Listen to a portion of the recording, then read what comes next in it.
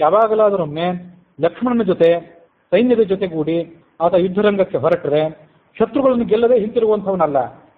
ರಾಷ್ಟ್ರ ರಕ್ಷಣೆಯಲ್ಲಿ ಮತ್ತು ಪ್ರಜೆಗಳ ಅಭಿವೃದ್ಧಿ ವಿಷಯದಲ್ಲಿ ರಾಮನಿಗೆ ಅಷ್ಟೊಂದು ಅಪಾರವಾದಂತಹ ಆಸಕ್ತಿ ಇದೆ. ಪಟ್ಟಣದಿಂದ ಹೊರಗೆ ಹೋದವನು ಯಾವುದಾದ್ರೂ ಕಾರಣಕ್ಕಾಗಿ ರಾಜಕಾರ್ಯಕ್ಕಾಗಿ ಆನೆಯ ಮೇಲೆ ಕುಳಿತುಕೊಂಡು ರಥದ ಮೇಲೆ ಕುಳಿತುಕೊಂಡು ಆತ ಎಲ್ಲರೂ ಬೇರೆ ಕಡೆ ಬೇರೆ ಊರಿಗೆ ಹೋದರೆ, ಬೇರೆ ಸಾಮ್ರಾಜ್ಯಕ್ಕೆ ಹೋದರೆ, ಅಲ್ಲಿಂದ ತಿರುಗಿ ಬಂದ ಮೇಲೆ ಪ್ರಜೆಗಳನ್ನು ಆತ ಹೇಗೆ ಯೋಗಕ್ಷೇಮ ಮಾಡ್ಕೊಳ್ತಾನೆ ಅದನ್ನೆಲ್ಲ ವಾಲ್ಮೀಕಿ ವಿವರವಾಗಿ ಹೇಳ್ತಾರೆ. ಇದೆಲ್ಲ ಆನಂದ ರಾಮಾಯಣದಲ್ಲಿಲ್ಲ ಈ ಮಾಹಿತಿ. ಹೇಗೆ ಕೇಳ್ತಾನೆ ಅಂತಂದ್ರೆ, ಆತ ಊರಿಗೆ ಬಂದ ಅಂದ್ರೆ ಸಾಕು, ಊರಿಗೆ ಬಂದಮೇಲೆ ತನ್ನ ಅರಮನೆಯಲ್ಲಿ ತನ್ನ ಪಟ್ಟಣದಲ್ಲಿ ಇರುವಂಥವರೆಲ್ಲರನ್ನು ಪ್ರತ್ಯೇಕವಾಗಿ ಭೇಟಿ ಮಾಡ್ತಾನೆ. ಹೇಗೆ ಭೇಟಿ ಮಾಡ್ತಾನೆ? ಇವರು ತನ್ನವರು, ತನ್ನ ಬಂಧುಗಳು, ಇವರು ಬಂಧುಗಳು ಅಲ್ಲದೇ ಇದ್ದವರು, ಇವರು ಸೇವಕರು ಅನ್ನುವಂಥ ಯಾವ ಭೇದ ಭಾವವನ್ನು ಕೂಡ ಆತ ಮಾಡುವವನಲ್ಲ. ಪ್ರತಿ ಮನೆಗೂ ಹೋಗ್ತಾನಂತೆ, ಗ್ರಾಮಾಂತರಗಳಿಗೆ ಹೋಗ್ತಾನಂತೆ. ಗ್ರಾಮಾಂತರಗಳಿಗೆ ಹೋಗಿ ಅವರೆಲ್ಲರನ್ನು ಕೂಡ ಪ್ರಶ್ನೆ ಮಾಡ್ತಾನಂತೆ.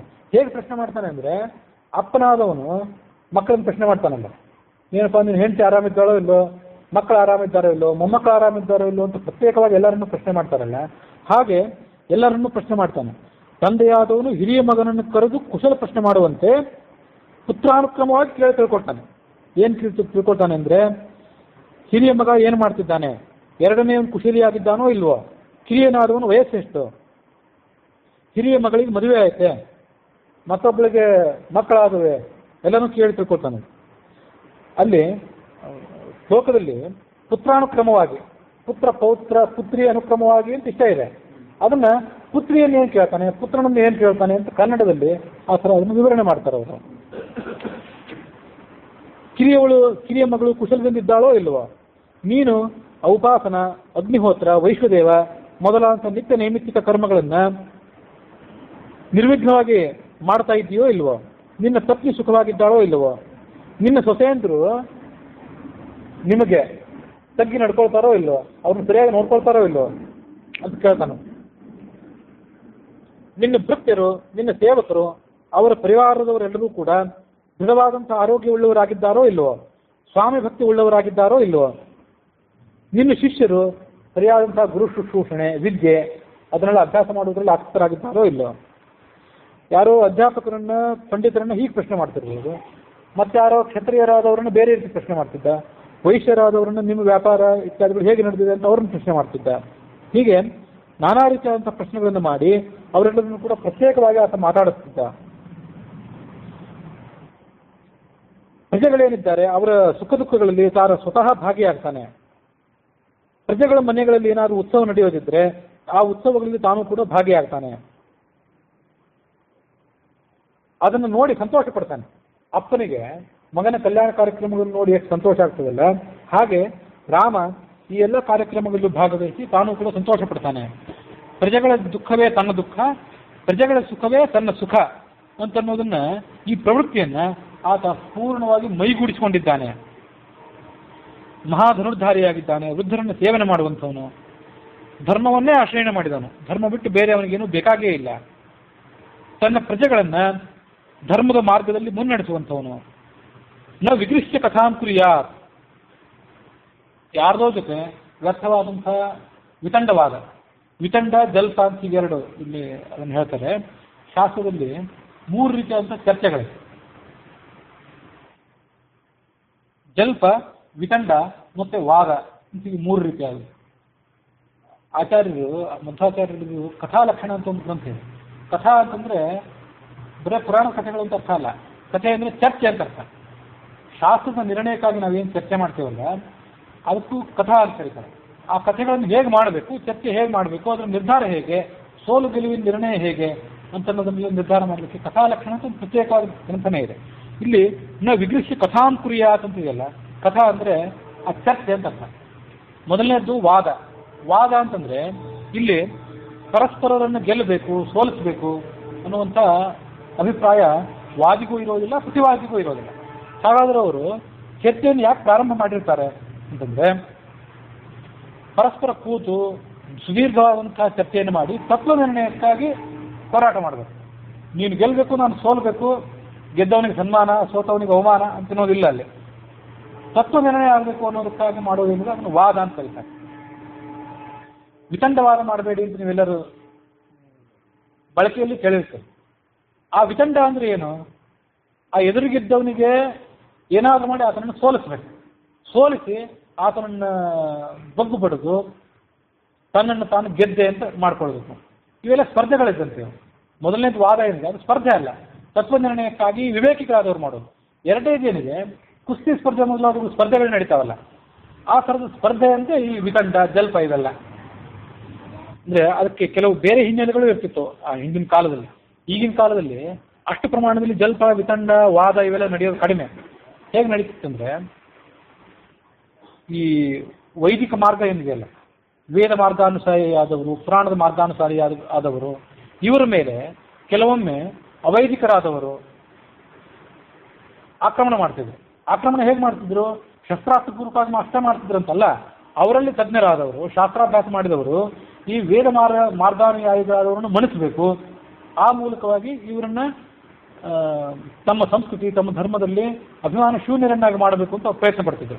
ಅಂಥವ್ರು ಕೆಲವೊಮ್ಮೆ ಬಂದಾಗ, ವೇದ ಮಾರ್ಗಕ್ಕೆ ವಿರೋಧಿಗಳಾದವರು ಬಂದಾಗ, ಅಂಥವರಿಗೆ ತತ್ವ ನಿರ್ಣಯ ಮಾಡಬೇಕಾಗಿಲ್ಲ ನೀವು. ಅಂಥವ್ರಿಗೆ ಯಾವುದೇ ರೀತಿಯಾದಂಥ ತತ್ವದ ಬಗ್ಗೆ ಅವರಿಗೆ ಜಿಜ್ಞಾಸೆನೂ ಇರೋದಿಲ್ಲ, ಅವರಿಗೆ ಕುತೂಹಲವೂ ಇರೋದಿಲ್ಲ, ಕಳಕಳಿನೂ ಇರೋದಿಲ್ಲ. ಹಾಗಾಗಿ ಅವರಿಗೆ ನೀವು ವೇದ ಮಾರ್ಗದ, ಪುರಾಣ ಮಾರ್ಗದ ನಿಜವಾದ ರಹಸ್ಯ ಏನು ಅಂತ ಅನ್ನೋದನ್ನು ಹೇಳಬೇಕಾಗಿಲ್ಲ. ಅವರನ್ನು ಆ ಸಂದರ್ಭದಲ್ಲಿ ಏನಕ್ಕಿನ ಪ್ರಕಾರ ಬಗ್ಗು ಪಡೆದ್ರೆ ಸಾಕು. ಅದಕ್ಕೆ ಉಪಯೋಗ ಆಗುವಂಥದ್ದು ಜಲ್ಪ ಮತ್ತು ವಿತಂಡ. ವಿತಂಡ ಅಂತಂದರೆ ನಿಮ್ಮ ಶಕ್ತಿಯನ್ನು ನೀವು, ನಿಮ್ಮ ಮೇಲ್ಗೈಯನ್ನು ನೀವು ತೋರಿಸ್ಕೊಳ್ಳೋದು, ಅವರನ್ನು ಬಗ್ಬಿಡಿಯೋದು, ಇಷ್ಟೇ ಕೆಲಸ. ಅದಕ್ಕಾಗಿ ನಿಮ್ಮ ಬುದ್ಧಿಶಕ್ತಿಯನ್ನು ಉಪಯೋಗ ಮಾಡಬೇಕು. ವರಾಹ ಮಂತ್ರ ಮೊದಲಾದಂಥ ಮಂತ್ರಗಳನ್ನು, ದಿಗ್ಬಂಧನ ಮಾಡಲಿಕ್ಕೆ ಉಪಯೋಗ ಆಗುವಂಥ ಮಂತ್ರಗಳನ್ನು ಉಪಯೋಗ ಮಾಡಬೇಕು. ವರಾಹ ಮಂತ್ರ ಇರೋದೇ ತಂತ್ರಸಾರದಲ್ಲಿ. ವರಾಹ ಮೊದಲಾದಂಥ ಮಂತ್ರಗಳನ್ನು ಹೇಳಿದ್ದು ಇಂಥ ಕೆಲವು ಕಾರಣಕ್ಕಾಗಿ. ರಾಘವೇಂದ್ರ ಸ್ವಾಮಿ ಸ್ತೋತ್ರದಲ್ಲಿಯೂ ಕೂಡ ಅಂಥ ಕೆಲವು ಮಾತಿದೆ. ಪರವಾದಿಯೋ ದಿವ್ಯ ಜ್ಞಾನಭಕ್ತ್ಯಾದಿ ವರ್ಧನಂ, ಪರವಾದಿಗಳನ್ನು ಗೆಲ್ಲಲಿಕ್ಕೆ. ಆಮೇಲೆ ಇನ್ನೊಂದು ಶ್ಲೋಕ ಇದೆ, ಆ ಶ್ಲೋಕ ಈಗ ಅಕಸ್ಮಾತ್ವಾಗಿ ನೆನಪಿಗೆ ಬರ್ತಿದೆ. ಶ್ಲೋಕವನ್ನು ಮೊದಲಿನಿಂದ ಕೊನೆ ತನಕ ಹೇಳಿದಾಗಷ್ಟೇ ಅದು ನೆನಪಿಗೆ ಬಂದಿತ್ತು. ಪರವಾದಿಗಳಿಗೆ ದಿಗ್ಭ್ರಾಂತಿ, ಸಂಶಯ, ಮೋಹ ಇತ್ಯಾದಿಗಳನ್ನು ಮಾಡೋದರಲ್ಲಿ, ಅಂತೂ ಆ ಚರ್ಚೆಯನ್ನು ಮುಂದುವರಿಸೋದ್ರಲ್ಲಿ ಬೇಕಾದಂಥ ಎಲ್ಲ ಗುಣಗಳನ್ನು, ಆ ಎಲ್ಲ ಬೇಕಾದಂಥ ಎಲ್ಲ ಪ್ರೌಢಿಮೆಯನ್ನು ರಾಘವೇಂದ್ರ ಸ್ವಾಮಿಗಳು ನಮಗೆ, ನಮ್ಮಂಥ ಭಕ್ತರಿಗೆ ಕೊಡ್ತಾರೆ ಅಂತ ಒಂದು ಶ್ಲೋಕ ಇದೆ. ಶ್ಲೋಕ ನೆನಪಿಗೆ ಬಂದರೆ ಆಮೇಲೆ ಒಂದು ಹೇಳ್ತೀನಿ ನಾನು. ಅಂತೂ ಏನು ಕೇಳೋ ಪ್ರಕಾರ ಎದುರು ಪ್ರತಿವಾದಿಯನ್ನು ಬಗ್ಗು ಬಡಿಬೇಕು, ಅವನನ್ನು ಸೋಲಿಸ್ಬೇಕು. ಇಂಥವೆಲ್ಲ ಕೆಲವು ವಾದದ ಪ್ರಕಾರಗಳಿವೆ. ಆದರೆ ರಾಮ ಅದನ್ನು ಮಾಡ್ತಿರ್ಲಿಲ್ಲ. ತತ್ವ ನಿರ್ಣಯಕ್ಕಾಗಿ ಆತ ಚರ್ಚೆ ಮಾಡಿಯಾನೇ ಹೊರತು ತನ್ನ ಪಾಂಡಿತ್ಯವನ್ನು, ತನ್ನ ಜ್ಞಾನವನ್ನು ಪ್ರದರ್ಶನ ಮಾಡಲಿಕ್ಕಾಗಿ ಆತ ಯಾವತ್ತೂ ಕೂಡ ಚರ್ಚೆ ಮಾಡುವವನಲ್ಲ. ಬೃಹಸ್ಪತಿಗೆ ಸಮಾನನಾದವನು, ಚರ್ಚೆ ಮಾಡುವುದನ್ನು ಬೃಹಸ್ಪತಿಗೆ ಸಮಾನನಾದವಂತೂ ನಿನ್ನೆ ಬಂತು. ಉತ್ತರೋತ್ತರ ಯುಕ್ತವಚ್ಚ ವಕ್ತಾ ವಾಚಸ್ಪತಿ ಯಥ. ವಾಚಸ್ಪತಿ ಅಂದರೆ ಬೃಹಸ್ಪತಿ. ಆತ ಪ್ರತಿವಾದಿ ಆದವನು ಏನು ಹೇಳ್ತಾನೆ ಅಂತ ಅನ್ನೋದನ್ನು ಮೊದಲೇ ಊಹಿಸಿ ಅದಕ್ಕೆ ತಕ್ಕಂಥ ಮುಂದಿನ ಉತ್ತರವನ್ನು ಮೊದಲೇ ಊಹೆ ಮಾಡಿ ಇಟ್ಕೊಳ್ಬೇಕು. ಇದನ್ನ ಸರಳವಾದಂಥ ಸುಂದರ ಉದಾಹರಣೆ ಮೂಲಕ ನಾವು ತಿಳ್ಕೊಳ್ಬೋದು.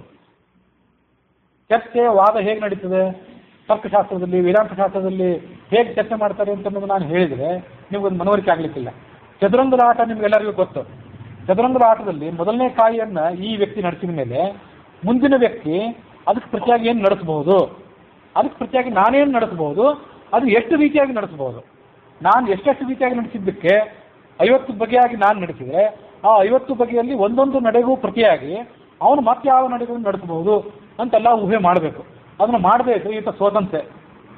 ಹೀಗೆ ಎಷ್ಟೆಷ್ಟು ಬುದ್ಧಿಶಕ್ತಿಯಿಂದ ಇವರೆಲ್ಲ ಮಾಡ್ತಾರಲ್ಲ, ಅದರಂತೆ ವಾದ ಮತ್ತು ಪ್ರತಿವಾದದಲ್ಲಿಯೂ ಕೂಡ ಆ ವಾದಿ ಆದನ್ನೆಲ್ಲ ಮಾಡಬೇಕಾಗ್ತದೆ. ಆ ಥರದ ಎಲ್ಲ ರೀತಿಯ ಪ್ರಕಾರಗಳನ್ನು ಈತ ರಾಮ ತಿಳಿದವನು.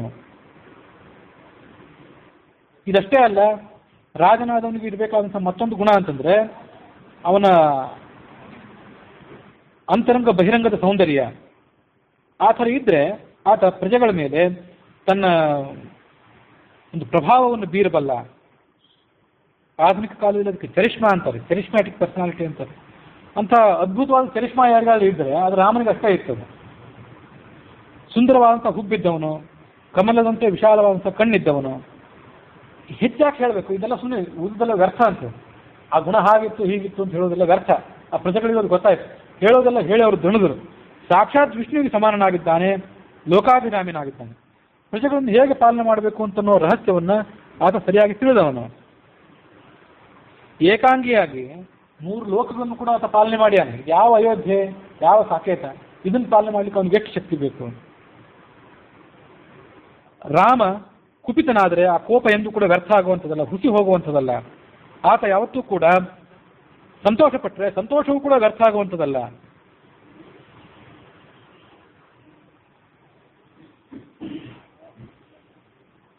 ಕ್ಷಣೇ ರುಷ್ಟ ಕ್ಷಣೇ ತುಷ್ಟ ಪ್ರಸಾದೋಪಿ ಭಯಂಕರ ಅಂತ ಒಂದು ಮಾತು, ಒಂದು ಸುಭಾಷಿತ ಇದೆ.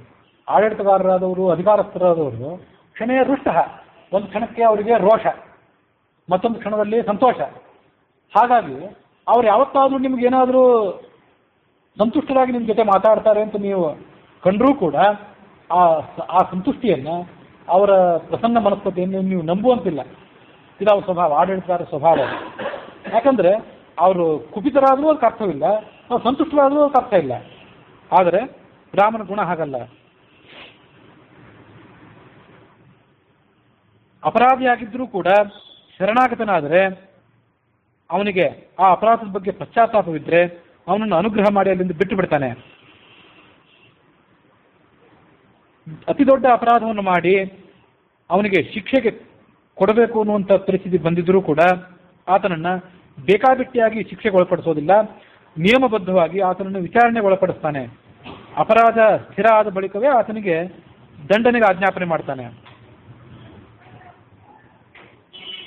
ಅಪರಾಧಿಯಾದವನು ಎದುರಿಗೆ ಬಂದು ಅವನ ಅಪರಾಧ ಒಂದು ವೇಳೆ ನ್ಯಾಯಸ್ಥಾನದಲ್ಲಿ ತೀರ್ಮಾನ ಆಗದೇ ಇದ್ದರೆ, ಅಪರಾಧಿ ಅಂತ ಬಂದಿದ್ದಾನೆ ಹೌದು, ಆದರೆ ಅಪರಾಧ ಮಾಡಿದ್ದಾನೆ ಅನ್ನೋದು ಸಾಬೀತಾಗದೇ ಇದ್ದರೆ ಆತನ ಹಾಗೆ ಬಿಟ್ಟು ಬಿಡ್ತಾನೆ. ಅವನ ಬಗ್ಗೆ ಯಾವುದೇ ರೀತಿಯಾದಂಥ ದ್ವೇಷ, ಕೋಪವನ್ನು ಮನಸ್ಸಿನಲ್ಲಿ ಇಟ್ಕೊಳ್ಳೋದಿಲ್ಲ, ಸೌಜನ್ಯವನ್ನು ತೋರಿಸ್ತಾನೆ. ಯಾರಾದರೂ ತಮ್ಮ ಸದ್ಗುಣಗಳಿಂದ, ತಮ್ಮ ಪರಾಕ್ರಮಾದಿಗಳಿಂದ ಸಾಮ್ರಾಜ್ಯಕ್ಕೆ, ಪ್ರಜೆಗಳಿಗೆ ಅನುಕೂಲ ಆಗುವಂಥ ಕಾರ್ಯವನ್ನು ಮಾಡಿದರೆ ಅವರಿಗೆ ಅವನು ಸನ್ಮಾನ ಮಾಡ್ತಾನೆ. ರಾಜನೇ ಇಂಥ ಸಕಲ ಸದ್ಗುಣ ಪರಿಪೂರ್ಣನಾದಂಥ ರಾಮನನ್ನು ಸ್ವಯಂ ಭೂದೇವಿಯೇ ತನ್ನ ಪತಿಯನ್ನಾಗಿ ಮಾಡ್ಕೊಳ್ಳಿಕ್ಕೆ ಅಪೇಕ್ಷೆ ಪಡ್ತಿದ್ದಾಳೆ. ನಿನ್ನೆ ಕೂಡ ಅದನ್ನು ಹೇಳಿದೆ. ನಾಥ ಮಕಾಮಯತ ಮೇದಿನಿ, ಭೂಮಿ ಸ್ವಯಂ ರಾಮನನ್ನು ತನ್ನ ಬಾಲಕ ಅಂತ ಅಪೇಕ್ಷೆ ಪಟ್ಟಿದ್ಲು. ಇನ್ನು ನೀನು ಅಪೇಕ್ಷೆ ಪಟ್ಟರೆ ಎಷ್ಟು ಬಿಟ್ಟರೆ ಎಷ್ಟು.